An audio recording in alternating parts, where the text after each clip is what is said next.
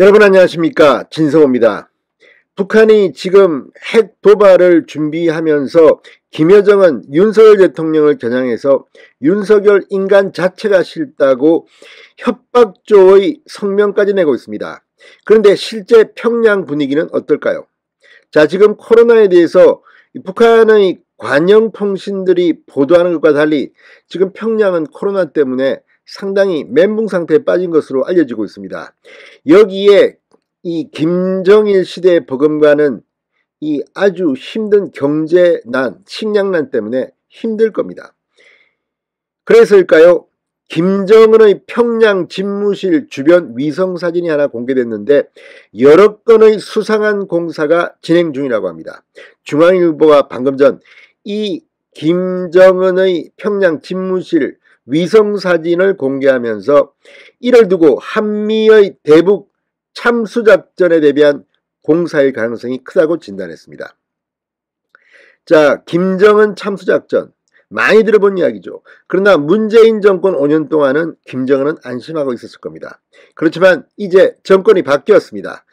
자, 윤석열 대통령이 취임한 뒤 분명히 담대한 제안을 하면서 니들이 핵을 포기하면 우리가 경제 지원, 제재 완화 다 해주겠다고 이야기하고 있습니다. 여기에 대해서 김여정을 통해서 김정은은 굉장히 거부감을 지금 표시하고 있습니다. 그러나 실제 한미 군사 연합훈련이 이제 거의 5년 만에 제대로 하고 있습니다.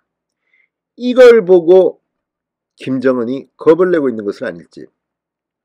자, 최근에도 이 핵잠수함 일본 근해까지 왔습니다. 지금 한미 연합 군사훈련 우리 생각 이상으로 북한은 긴장하고 있는 것 같습니다. 자, 왜 이게 김정은 참수작전 대피 이 가능성이 나오는 걸까요? 진성호의 융단 폭격 시작합니다. 김정은을 융단 폭격합니다. 방송에 앞서 아직 진성호 방송에 구독자가 아니신 분은 붉은색 구독 버튼 눌러주십시오. 더 좋은 방송으로 보답하겠습니다. 자, 미국의 싱크탱크인 스팀슨 센터의 마이클 매든 객원연구원은 북한 지도층 동향을 집중적으로 다루는 38로스 NK 리더십워치 홈페이지에 지난 5월 촬영된 이 상업위성 사진을 분석한 관련 보고서를 올렸습니다.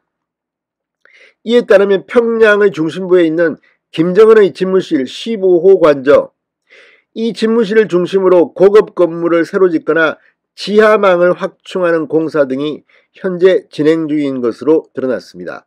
주변에는 북한의 핵심 엘리트 거주지와 노동당 본부 등이 있습니다. 집결되어 있습니다. 지금 김정은의 그 지도부 사실 불안할 정도로 지금 경제 사정은 좋지 않은 것으로 알려지고 있습니다. 15호 관저로 통하는 서성거리에서 북쪽으로 243m 정도 떨어진 보안단지 앞 지하시설 입구 도로에서 대형 차량들이 빈번히 이동한 흔적들이 드러났다고 합니다. 매든 연구원은 이는 대규모 굴착 작업이나 파쇄된 콘크리트 철거와 관련한 공사를 뜻할 수 있다. 김정은이 집무실 인근 지역에서 이동할 때 지하터널과 지하도로를 주로 사용하는데 해당 보안단지는 지하망의 지상본부다. 추측컨대 이런 건설 현장은 지하망 확장이나 개선을 위한 것일 가능성이 있다고 분석했습니다. 사실 미국의 최첨단 전투기 이런 것들이 뜨면 김정은, 김정일 과거에 지하로 벙커로 숨었습니다. 양욱 아산정책연구원 부연구위원은 북한은 참수작전을 포함해 최악의 경우 핵공격을 대비해 핵심 시설을 지하화하고 있다. 북한이 핵전력 강화를 추구할수록 이 같은 경향성은 더욱 강해질 것이라고 말했습니다. 위성사진을 보면 노동당 본부청사 주변에 연회장이나 고위층 주거지로 사용할 고급 건물을 짓고 있는 것으로 나타나는데 이건 역시 위장 전술일 수도 있다고 합니다. 15호 관저에서 멀지 않은 창광산 단지에서도 지난 5월 완공된 것으로 보이는 고급 건물 9채와 호위사령부 지원 건물들이 포착됐다고 합니다. 매든 연구원은 참수작전을 우리의 지은 건물들일 수 있다. 한미의 특수부대가 기습작전을 할 경우 김정은이 어디에 있는지 혼선을 주기 위한 용도일 것임을 시사했습니다.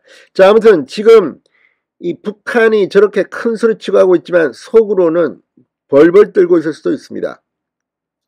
자, 전쟁을 준비하는 사람이 평화를 얻을 수 있다는 말이 있습니다.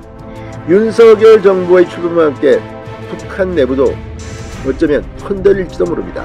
진성호의 융단 폭격이었습니다. 여러분 감사합니다.